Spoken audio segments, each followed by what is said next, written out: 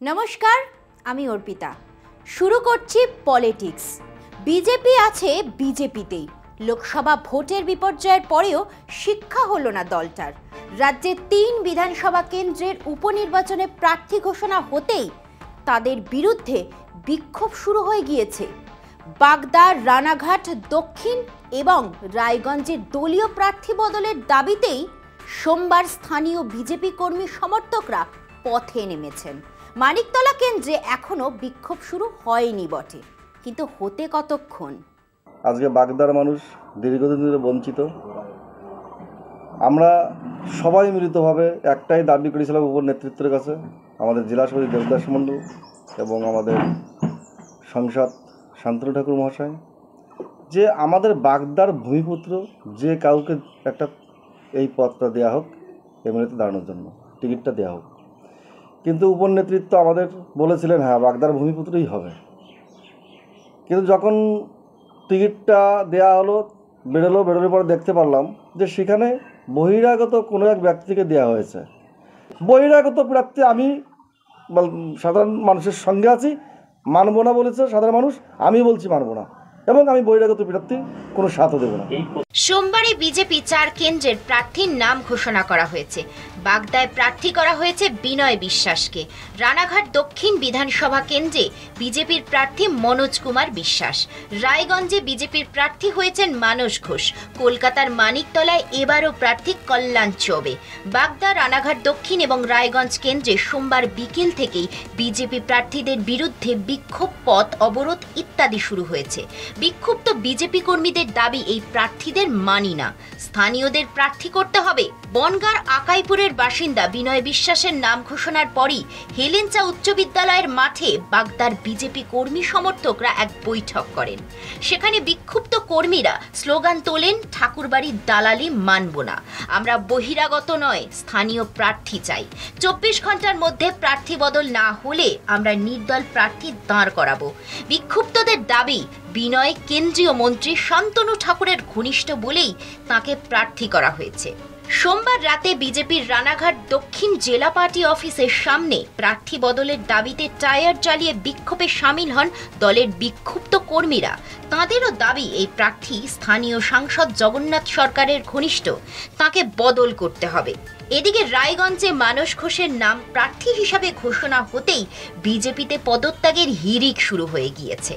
জেলা সভাপতি বাসুদেব সরকার প্রার্থীর নাম মানতে না পেরে রাজ্য সভাপতি সুকান্ত মজুমদারের কাছে ইস্তফাপত্র পাঠিয়ে দিয়েছেন। তারপর বিজেপির যুব মোর্চার সহ সভাপতি শুভম সান্যালও তাঁর পদত্যাগপত্র পাঠিয়েছেন রাজ্য নেতৃত্বের কাছে। সব মিলিয়ে বিধানসভা কেন্দ্রের প্রার্থী নিয়েও বিজেপিতে কোন্দল তুঙ্গে। লোকসভা ভোটে বিপর্যয়ের পরই দিলীপ ঘোষ, লকেট চট্টোপাধ্যায়, অসীম সরকারের মতো নেতারা দলে অন্তর্ঘাতের অভিযোগ তুলেছেন। কেউ কেউ রাজ্য নেতৃত্বের বিরুদ্ধে তৃণমূলের সঙ্গে সেটিংয়ের অভিযোগ করেন। আবার সৌমিত্র খা, জগন্নাথ সরকারের মতো প্রার্থীরা জিতেও ক্ষমতাসীন নেতৃত্বকে কাঠগড়ায় দাঁড় করাতে ভোলেননি। শনিবার বিধাননগরের দলের কোর কমিটির বৈঠক মূলত বিধানসভা কেন্দ্রের উপনির্বাচনের প্রার্থী বাছাই নিয়েই কথা হয়। লোকসভা ভোটে বিপর্যয় নিয়ে কোনো আলোচনা হয়নি, বলা হয় এর জন্য সময় লাগবে। এরই মধ্যে ভোট পরবর্তী হিংসার অভিযোগ খতিয়ে দেখতে বিজেপির কেন্দ্রীয় টিম রাজ্যে এসেছে। মঙ্গলবার দক্ষিণ 24 পরগনার আমতলায় সেই টিমই স্থানীয় কর্মীদের বিক্ষোভের মুখে পড়ে। কেন্দ্রীয় নেতাদের গাড়ি ঘিরে বিক্ষোভ দেখানো হয়। তাদের অভিযোগ দলের জেলা সভাপতির বিরুদ্ধে। এত সবের পরেও দলের রাজ্য নেতৃত্ব দাবি করছেন 4 বিধানসভা কেন্দ্রে জিতবে বিজেপি। এখন সময় একটা বিরতির। ফিরছি বিরতি নিয়ে, সঙ্গে থাকুন। তৃতীয়বার ক্ষমতায় ফিরলেও খারাপ ফলের কারণে আর আগের মতো ব্যাট চালিয়ে খেলতে পারবে না মোদি শাহ জুটি, এমনই ধারণা ছিল রাজনীতির বিশ্লেষকদের। সেই অনুমান সত্যি করে ভোট মিটতে না মিটতে গেরুয়া কর্মকাণ্ডের রাশ নিজের হাতে নিল আরএসএস। আর তার সাম্প্রতিক উদাহরণ বিজেপি বৃত্তে মোদি শাহের অপছন্দের লোক উত্তরপ্রদেশের মুখ্যমন্ত্রী যোগী আদিত্যনাথের সঙ্গে আরএসএস প্রধান মোহন ভাগবতের দুবারের রুদ্ধোদ্ধার বৈঠক। দলের ফাঁক ফোকর বোঝাতে একইভাবে ভোটমুখী অন্যান্য রাজ্যের আরএসএস ঘনিষ্ঠ নেতাদের সঙ্গেও ভগবত বৈঠক করবেন বলে সূত্রের খবর। সদ্য সমাপ্ত লোকসভা ভোটে উত্তরপ্রদেশে ভরাডুবি হয়েছে বিজেপির। কেন্দ্রে ক্ষমতা দখলের চাবিকাঠি কম বেশি যে রাজ্যের হাতে থাকে সেখানেই কুপোকাত মোদি শাহের ম্যাজিক। কংগ্রেস সমাজবাদী জুটির কাছে পাক্কা 10 গোল খেয়েছে গেরুয়া শিবির। 2014 সালের লোকসভা ভোটে যেখানে 71টি ও 2019-এর ভোটে 62টি আসন পকেটে পুড়েছিল বিজেপি, সেখানে 2024-এ আসন সংখ্যা কমে দাঁড়িয়েছে 33-এ। উল্টো দিকে জোট প্রার্থী হিসাবে সমাজবাদী পার্টি পেয়েছে 37টি ও কংগ্রেস 6টি। সেই হারের কাঁটাছেঁড়া করতে গিয়েই প্রকাশ্যে এসেছে যোগীর সঙ্গে মোদি শাহ জুটির বিবাদ, এবং সেই ফাটল দিয়েই বিরোধী বানের জল ঢুকেছে উত্তরপ্রদেশে। বিজেপির অন্দরের খবর, মোদি শাহের অপছন্দের লোক হওয়ার কারণে প্রার্থী বাছাইয়ে বহু ক্ষেত্রে যোগীর সুপারিশ মানা হয়নি। এমনকি প্রচারের আলোতেও সেভাবে আনা হয়নি কঠোর হিন্দুত্ববাদী ওই নেতাকে। বেগতিক বুঝে যোগী দলবল নিয়ে নিষ্ক্রিয় হয়ে যাওয়ায় বিরূপ প্রভাব পড়েছে ভোটের বাক্সে। গেরুয়া অন্দরের এই বিবাদ নজর এড়ায়নি আরএসএস-এরও। তাই আগামী বিধানসভা নির্বাচনের আগে দলীয় বিভাজন দূর করে একজোট হয়ে লড়াইয়ের তাগিদে বার্তা দিয়েছেন সংঘচালক মোহন মধুকর ভাগবত। जो समय के प्रवाह में विकृतियां आई है उसको हटाकर ये जानकर कि मत अलग हो सकते हैं, तरीके अलग हो सकते, सब अलग हो सकता है, हमको इस देश को अपना मानकर उसके साथ अपना भक्तिपूर्ण संबंध स्थापित कर इस देश के पुत्र सब कुछ अपने भाई है ये जानकर व्यवहार करना पड़ेगा। সমদর্শন কিংবা সমভাবনার বার্তাতেই থেমে থাকেননি আরএসএস এর প্রধান। উত্তরপ্রদেশের ভরাডুবির কারণ খুঁজতে একান্তে বৈঠক করেছেন যোগী আদিত্যনাথের সঙ্গে। কার্যত রাজনীতির মাঠে এও আরেক ভগবত বার্তা। ভোটের ফল সমীক্ষায় প্রাথমিকভাবে তিনি সে রাজ্যের মুখ্যমন্ত্রীকেই বেছে নিয়েছেন, যিনি সরকার চালানোর সুবাদে স্থানীয় রাজনীতির সঙ্গে অনেক বেশি পরিচিত। এক্ষেত্রেও যোগীর সঙ্গে রুদ্ধদ্বার বৈঠক করে আরএসএস প্রধান মূলত মোদি শাহকে বার্তা দিয়েছেন বলে মত রাজনীতির কারবারিদের। লোকসভা ভোটে উত্তরপ্রদেশে মুখ পুড়েছে বিজেপির। রাজ্যের যে দুটো কেন্দ্রকে সামনে রেখে ভোটের দামামা বাজিয়েছিল গেরুয়া শিবির, তার একটায় মান বাঁচলেও কুল গিয়েছে অন্যটায়। উত্তরপ্রদেশেই প্রধানমন্ত্রী নরেন্দ্র মোদীর লোকসভা কেন্দ্র বারাণসী। অনেক ঢাকঢোল করে মন্দিরনগরের ভোল পাল্টালেও আম জনতা যে তাতে খুশি হতে পারেনি তার প্রমাণ মিলেছে ভোটের বাক্সে। 2014 সালে মোদীর যেখানে জয়ের ব্যবধান ছিল 3,07,000, 10 বছরের মধ্যে তা কমে দাঁড়িয়েছে 1,60,000-এ। নিজের কেন্দ্রে দ্রুত সমর্থন হারানো প্রধানমন্ত্রীর উদ্বেগই বাড়িয়েছে আরএসএস-এর।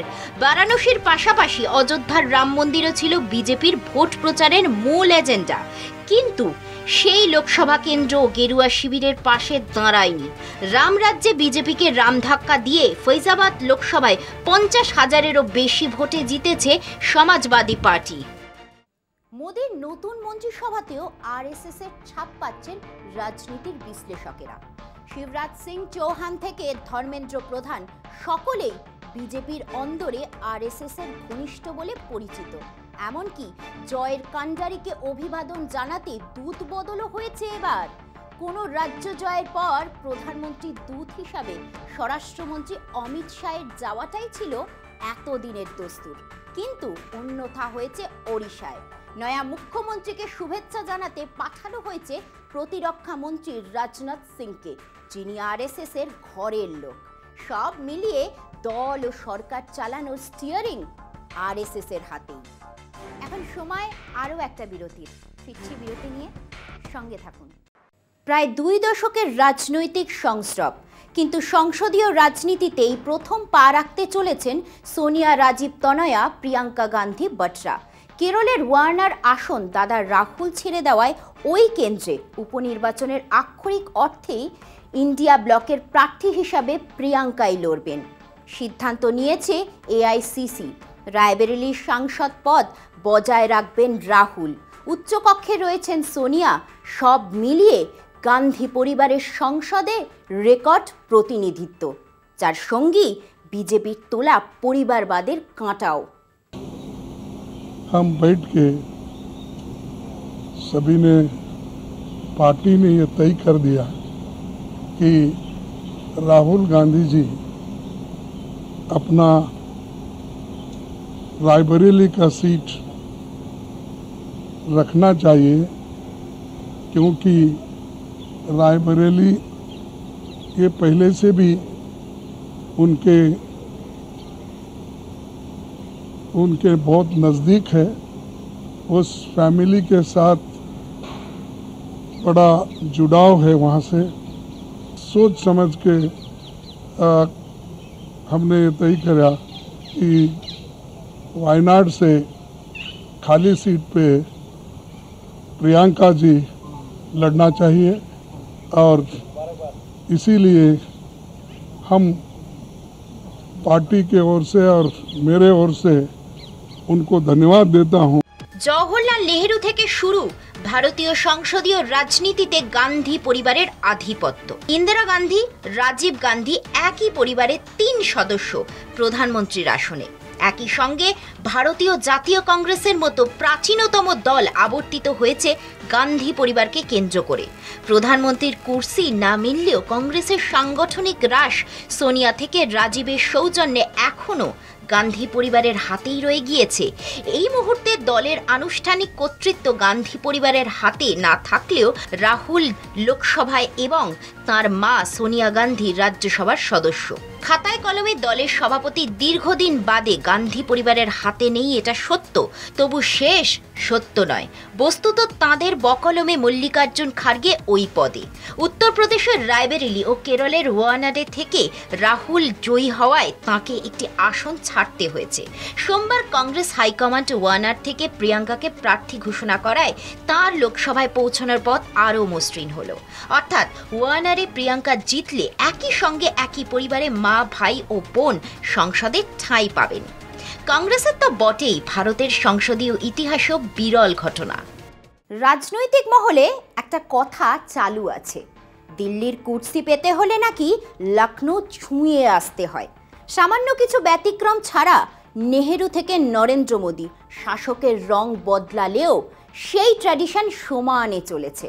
সম্ভবতই সেই অঙ্কেই রাহুল উত্তরপ্রদেশে বেশি সময় দিতে রায়বেরেলি নিজে রেখে বোন প্রিয়াঙ্কাকে কেরলে পাঠাতে চেয়েছেন।